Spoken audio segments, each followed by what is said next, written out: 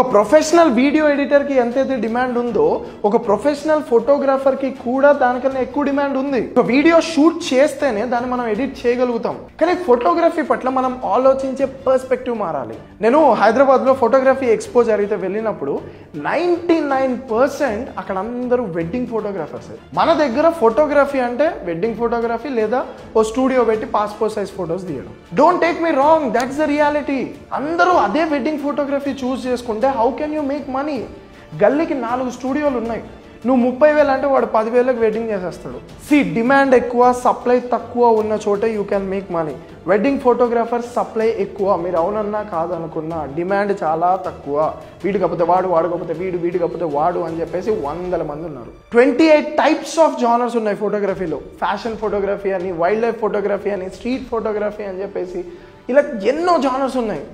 First photographer అవ్వండి.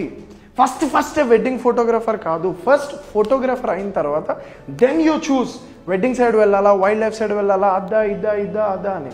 So black బర్డ్లో first మేము ఫోటోగ్రఫీ మీద కాన్సన్ట్రేట్ చేస్తాం. మీకు ఫోటోగ్రఫీ నేర్పిస్తాం, photographer mindset నేర్పిస్తాం.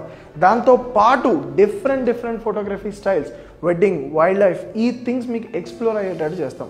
Don't incline. Day 1 నుంచే వెడ్డింగ్ సైడ్ వెళ్ళకండి, మీకు ఇంకొక ఆపర్చునిటీ దొరకదు.